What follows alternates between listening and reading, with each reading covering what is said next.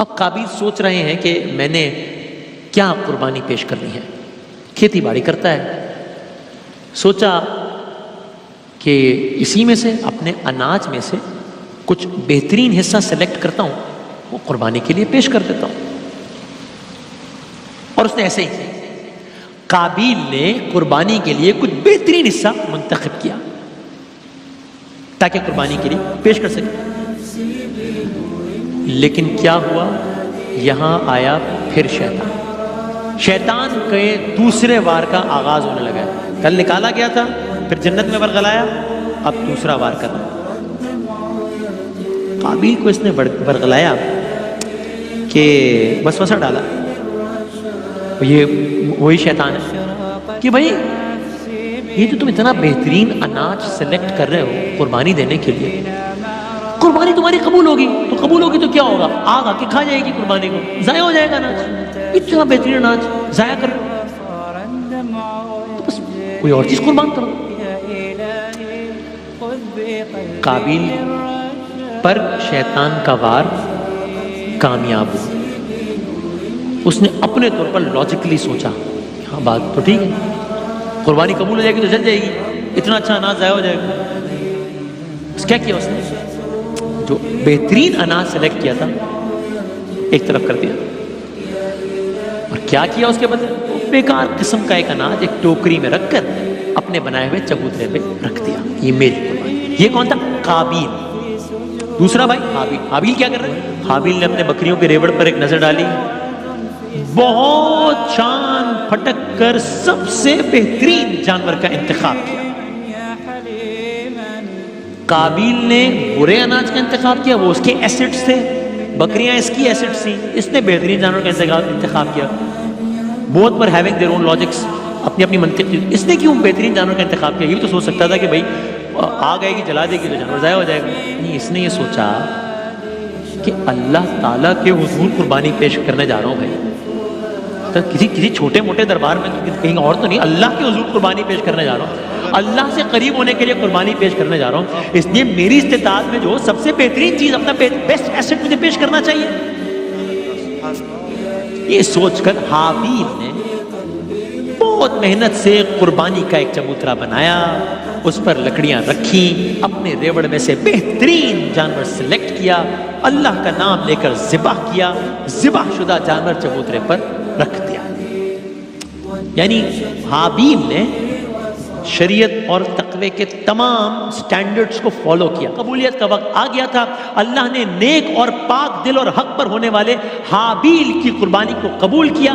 اچانک اوپر سے آگ آئی اور اس آگ نے ذبح شدہ جانور کو کھا لیا.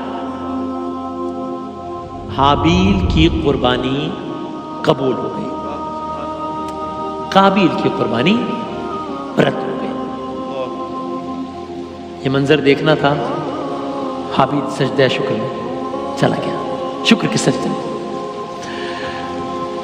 قابیل کے ساتھ کیا ہوا؟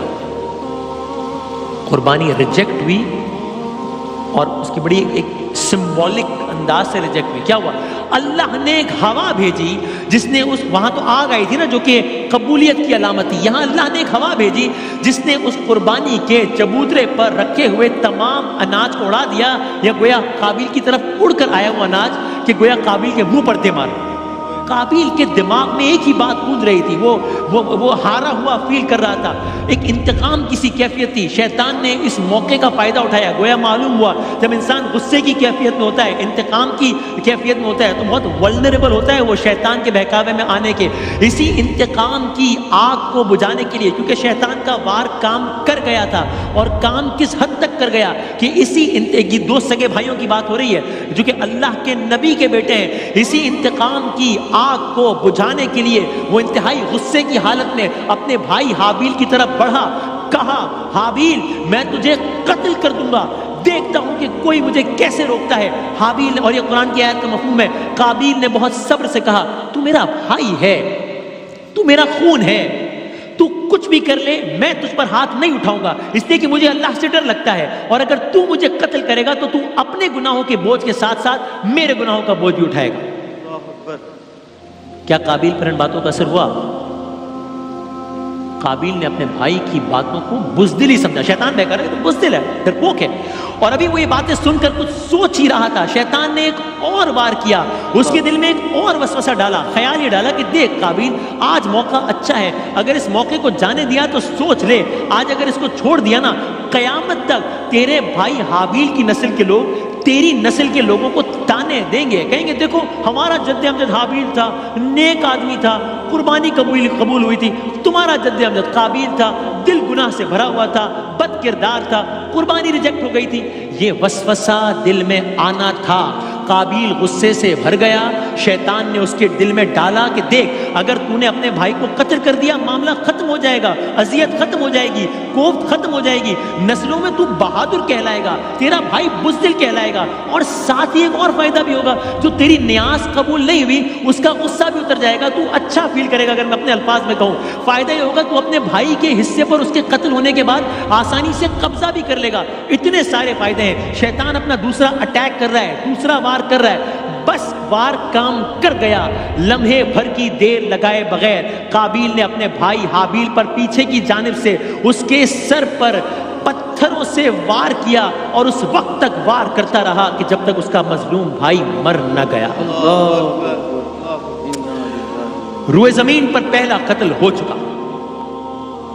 قاتل قابیل, مقتول حابیل, ماسٹر مائنڈ ابلیس. اور اگر یاد بھی رکھنا ہو تو قاف سے قاتل, قاف سے قابیل, یاد رکھنا.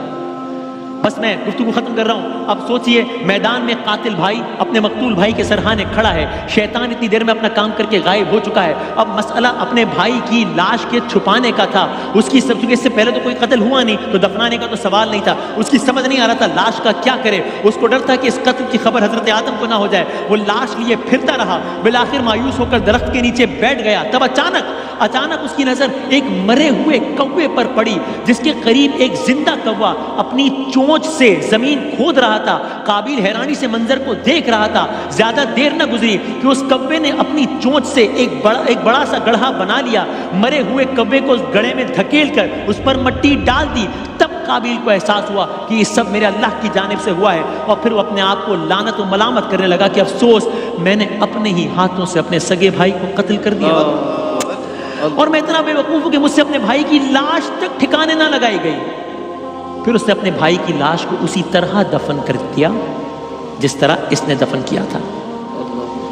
بس آخری بات, ایک حدیث کے مطابق حضور اکرم صلی اللہ علیہ وآلہ وسلم فرماتے ہیں دنیا میں پہلا قاتل قابیل ہے, یعنی اس نے زمین پر قتل کرنے کی ظالمانہ روایت ڈالی ہے, اس لیے قیامت تک جتنے لوگ اس کی پیروی میں قتل کریں گے قابیل کو اس قتل کے گناہ میں شریک سمجھا جائے گا. اللہ اکبر.